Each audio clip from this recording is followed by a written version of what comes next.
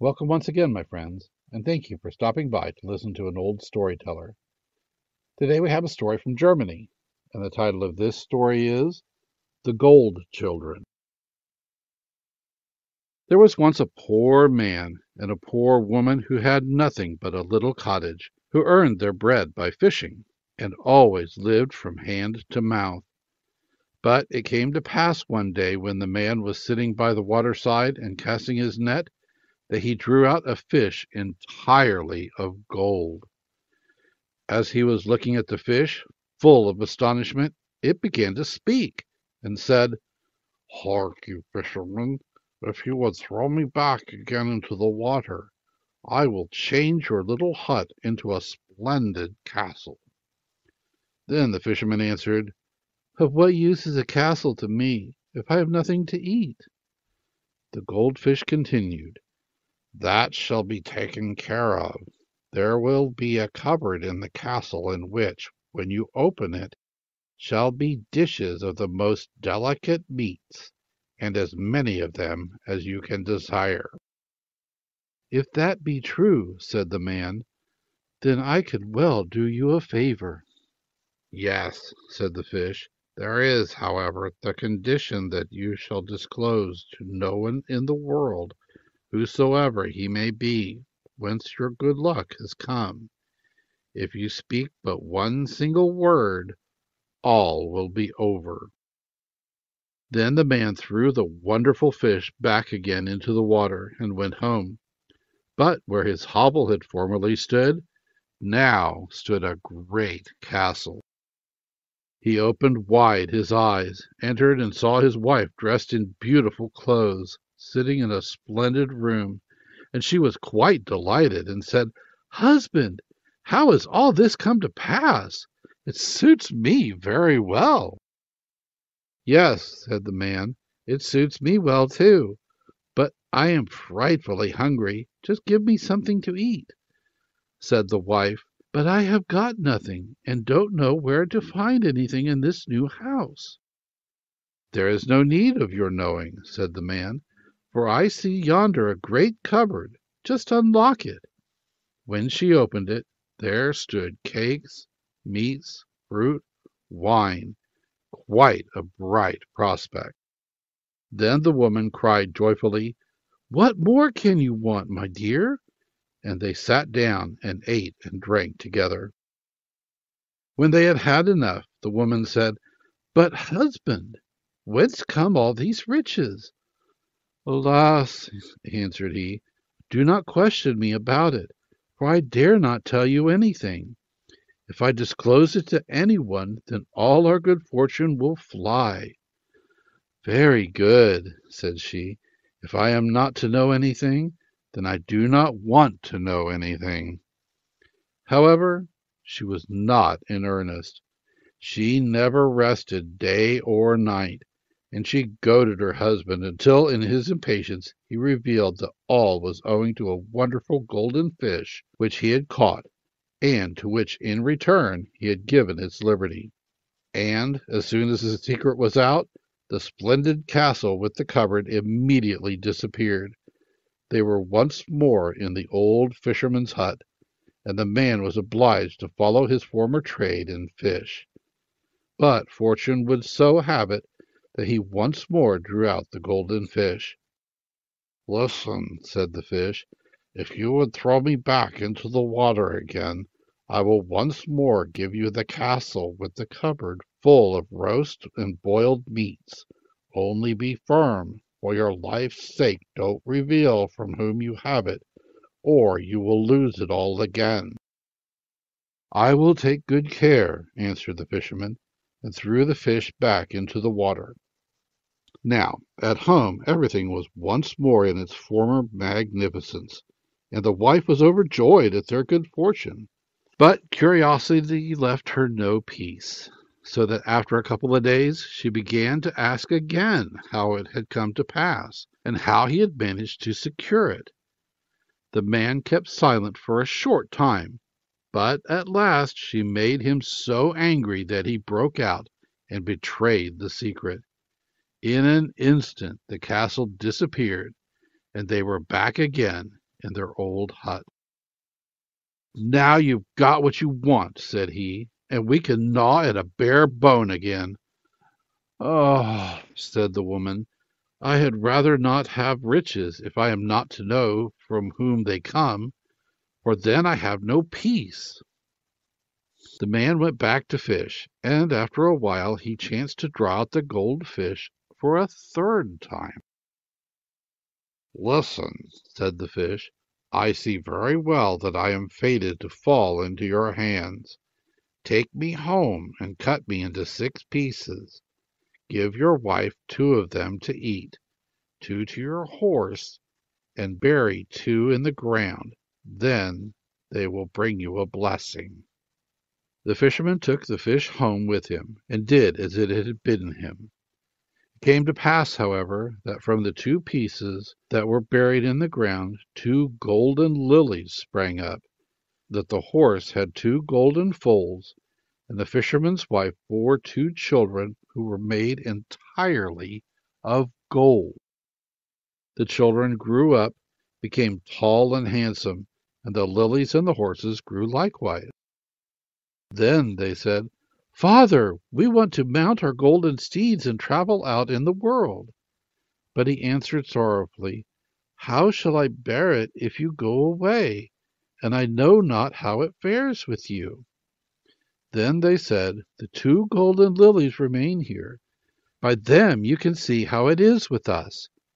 If they are fresh, then we are in health. If they are withered, we are ill. If they perish, then we are dead." So they rode forth and came to an inn in which were many people, and when they perceived the gold children, they began to laugh and jeer. When one of them heard the mocking, he felt ashamed and would not go out into the world, but turned back and went home again to his father.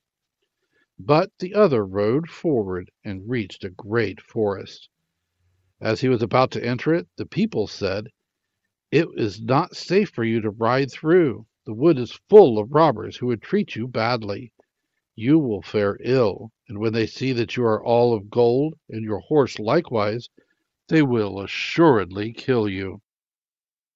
But he would not allow himself to be frightened, and said, "I must and will ride through it." Then he took bearskins and covered himself and his horse with them, so that the gold was no more to be seen, and rode fearlessly into the forest. When he had ridden onward a little, he heard a rustling in the bushes, and heard voices speaking together.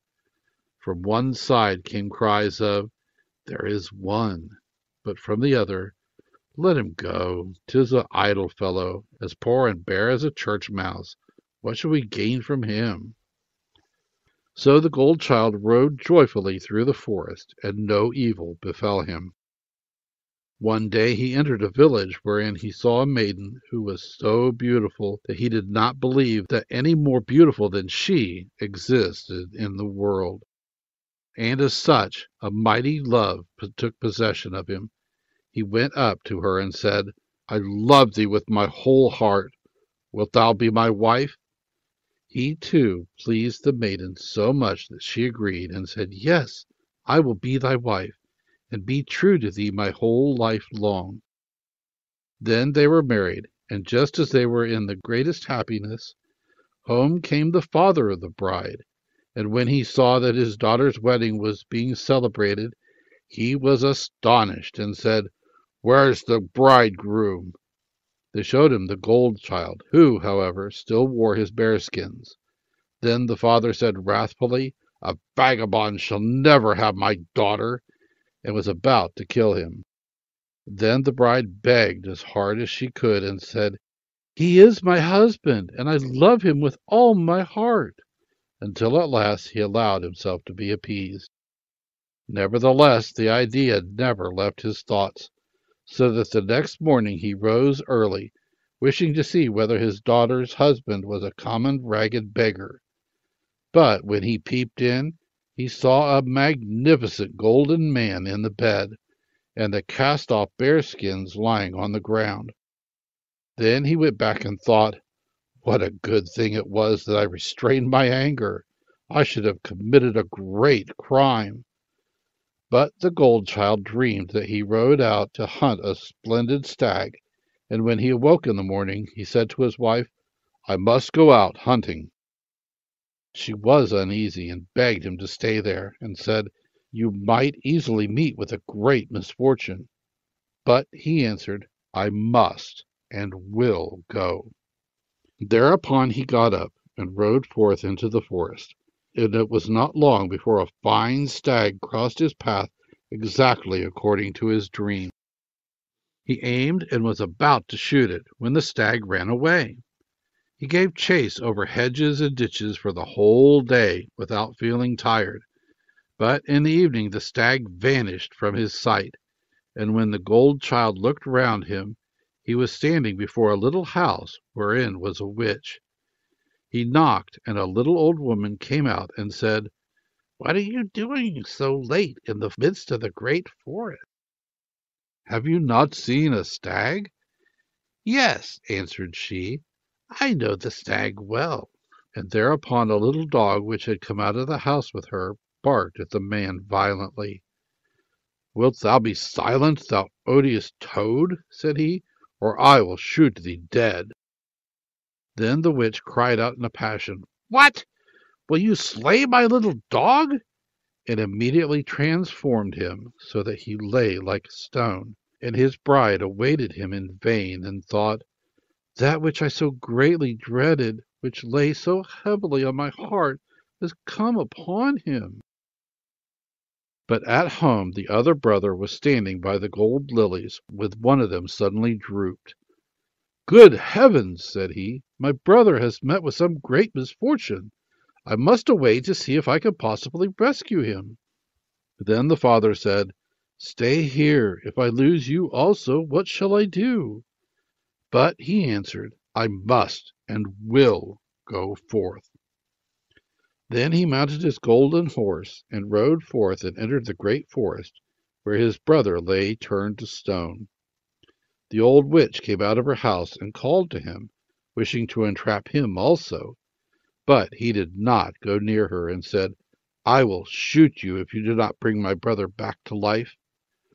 She touched the stone, though very unwillingly, with her forefinger, and he was immediately restored to his human shape. But the two gold children rejoiced when they saw each other again, kissed and caressed each other, and rode away together out of the forest, the one home to his bride, and the other to his father. The father then said, "I knew well that you had rescued your brother, for the gold lily suddenly rose up and blossomed out again."